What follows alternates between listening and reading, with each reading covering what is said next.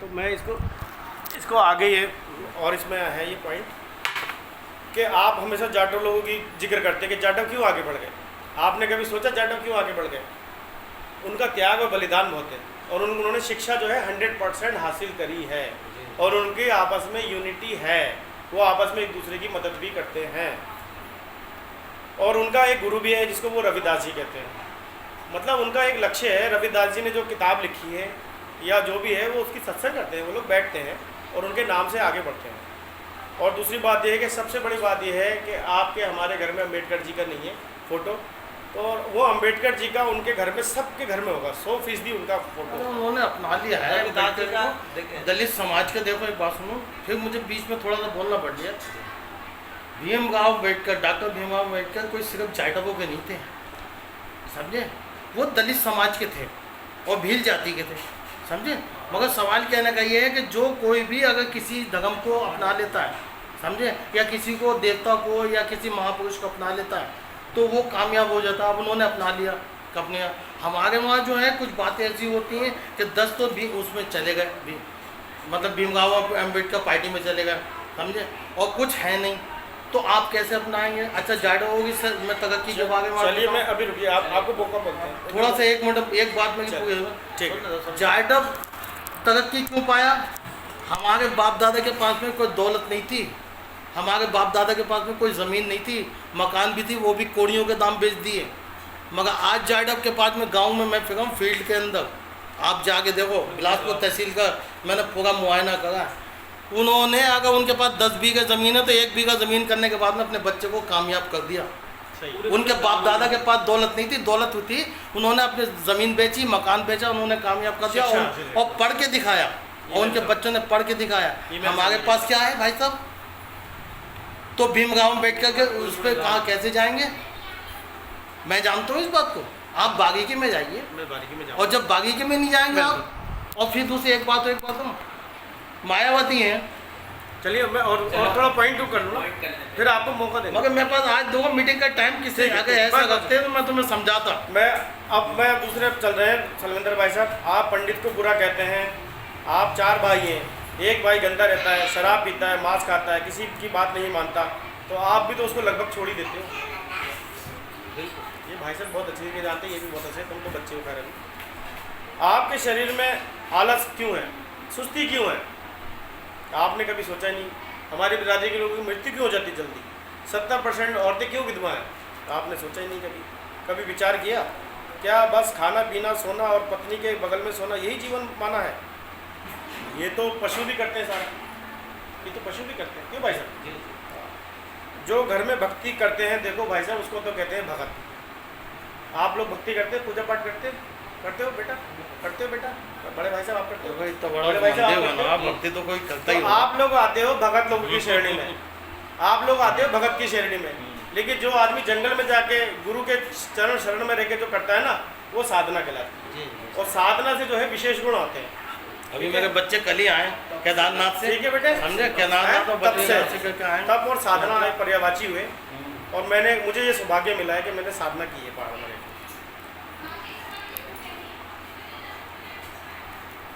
जो दूसरों के परोपकार की सोचते हैं वो समाज के को बदल सकते हैं, और जो अपने भले के लिए सोचते हैं तो अपना भला करते हैं, लेकिन समाज वहीं का वहीं खड़ा मिलता है 30-40 साल बाद भी। ये भाई साहब को बताया, भाई साहब लगे थे 25 साल पहले भावा 10 में, मैं 87 से जुड़ा। हाँ 30 साल होगा फिर तो ये इतने साल से जुड़े थे, इन्होंने हमें भी जोड़ा था उसमें, हम भी जुड़े थे इनके साथ। भीम ने मुझे भी जोड़ा था, मगर मैं, लेकिन एक बात सुनो, लेकिन उन्होंने मगर मैं प्रेसिडेंट बनाया, सचिव बनाया, उसके बाद क्या हुआ?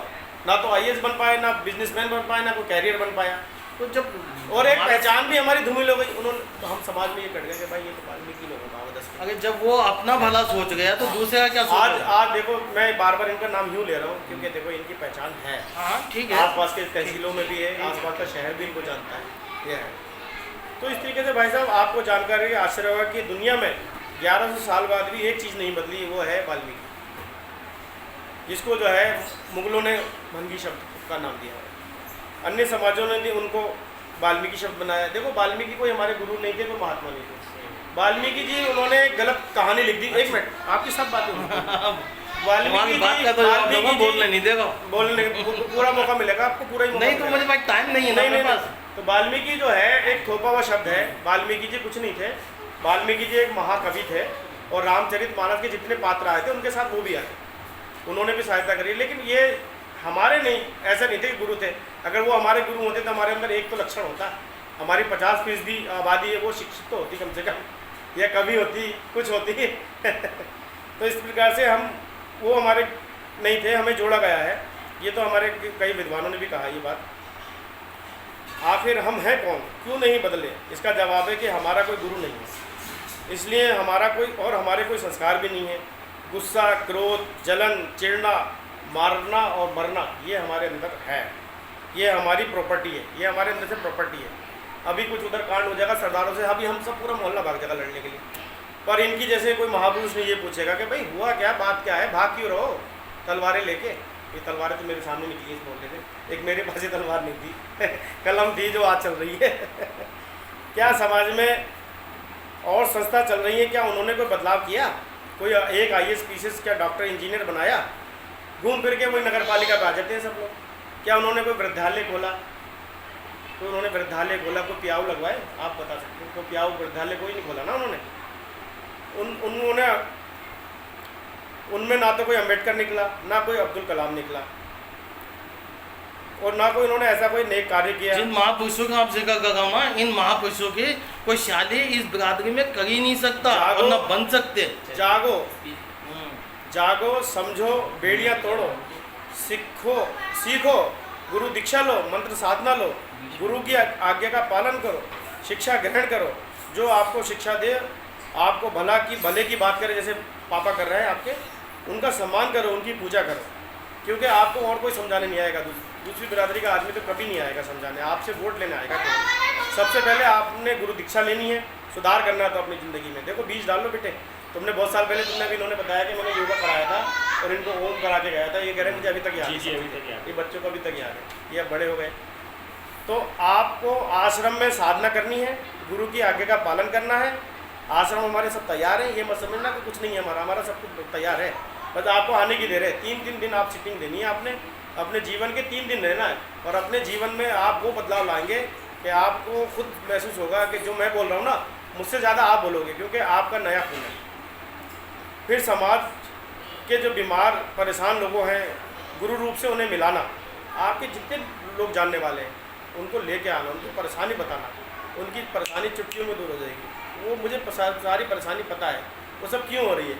हमारे सब पाप ग्रह हैं, जो हम मीट मांस मछली जो खाते हैं और गलत दिनों पे खाते हैं, पूर्णिमा को खाते हैं, एकादशी पे खाते हैं, जिसकी वजह से हमको जो है पाप लगता है। यह है, कुछ दिन ऐसे होते हैं जिसके दिन हमको जो है चावल भी नहीं खाना है, तो इस तरीके से जो है हमको पाप लगते हैं। अगर हम उनकी टोना टोटका से उनको सही कर दें, क्लियर कर दें, तो आपके घरों में वही खुशहाली आएगी जो बड़े बड़े आप बनियों में देखते हैं, बड़े बड़े लोगों में, जैनियों में देखते हैं, सबके घरों में।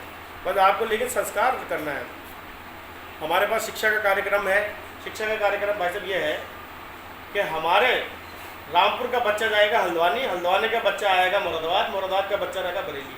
जब तक इनका हॉस्टल फैसिलिटी नहीं दोगे, ये बच्चे कभी नहीं पढ़ेंगे। ये आप 1000 साल से इतिहास देख रहे हैं, ये बच्चे कभी नहीं पढ़ सकते। इन्होंने इतने अच्छे बच्चे बनाए हीरा मोती जैसे, पर ये बच्चों को भी बाधा आ रही है, मुझे भी बाधा आई। मैं जब निकला लेकिन मुझे काफ़ी, लेकिन ये है कि मुझे भी बदलना पड़ा, लेकिन बाधा आती है इन मोहल्लों में रह के, बिरादरी के मोहल्लों में आती है, क्योंकि हमारे 90% जो है सब जो है तामसी लोग हैं।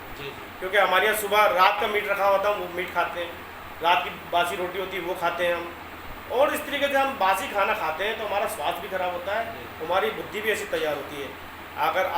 अगर मुझसे पूछोगे तो मैं आपको सारे रास्ते बताऊंगा, और कैरियर पे खड़े होने के भी रास्ते भी बताऊंगा। देखो भाई साहब, एक तो पढ़ाने का बता दिया मैंने आपको, हॉस्टल फैसिलिटी, आप इसी इंटर कॉलेजों में पढ़ोगे जिसमें फीस नहीं जाती, इसमें स्कॉलरशिप भी लोगे। लेकिन हल्द्वानी का बच्चा यहाँ पढ़ेगा, यहाँ का बच्चा हल्द्वानी पढ़ेगा, और मुरादाबाद का बच्चा बरेली जाएगा, बरेली का बच्चा रामपुर आएगा। वो यूँ बदलाव करना पड़ेगा, चाहे 4 ही बच्चे हों कोई बात नहीं, चाहे एक कमरा लेके हमने एक बच्चे को रखना है, उसका सेफ्टी से ध्यान रखना है। हमारी संस्था, हम लोग मिलकर पढ़ाएंगे उन बच्चों को। उसमें यह है कि वो 6 साल में ही बच्चा कुछ बन के दिखाएगा आपको। 6 साल बच्चे पढ़ाना है बस, 6 से लेकर 12 तक, 6 से लेकर 12 तक की उम्र होती है नाजुक, और इसी में बच्चा कुछ करता है और उससे बच्चा फेल हो जाता है, ये मतलब फेलियर कहलाता है। तो इसलिए आप जो है ये ये एक पढ़ाई का मिशन है, एक कैरियर का मिशन है। कैरियर में क्या है, बहुत हमारे पास रास्ते हैं, बहुत तरीके हैं। जब तक आप शर्म करोगे तब तक आपके लिए कोई काम नहीं है, आपके लिए कोई काम नहीं, शर्म करोगे कोई काम नहीं है। अब यही चीज़ हाँ, जो आपने बताए हैं, वो आपने मुझे बहुत विस्तार जो से बताई। चीज़ें बताई हैं, ये हमारे बड़े बड़े समझ लो जो थे। रमेश चौधरी कौन थे हमारे, जो बेटा पापा का वीडियो बना दे। रेलवे विभाग में थे, पापा का वीडियो बनाओ थोड़ा, रेलवे विभाग में, इसको समझे। यूट्यूब पे डालेंगे। यही गोपाल आपके, समझे। भगवान की दया से उनके पास क्या कमी है किसी बात की, भाव से भी संबंधित रहे, समझे। और भी हमारे समझ लो कि बड़े बड़े अब अमरनाथ हैं, अमरनाथ वाल्मीकि हैं, वो ये समझ लो उन्होंने ऐसी बातें तो बड़ी ऊँची ऊँची करते हैं। मैं देखो डरता किसी से नहीं हूँ, चाहे वीडियो वायरल कर दो,